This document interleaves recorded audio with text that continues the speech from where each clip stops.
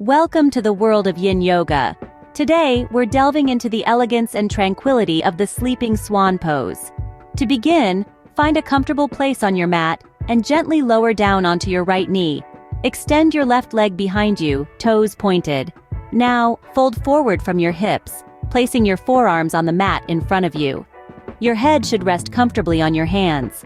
This is your Sleeping Swan. As you rest in the pose, focus on deep, slow breaths. Feel the stretch in your hips and the calm washing over you. The Sleeping Swan is a beautiful pose that opens up the hips and stimulates the kidneys and urinary bladder lines.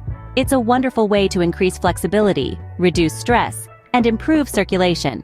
Like a swan drifting on a serene lake, find your peace in this pose.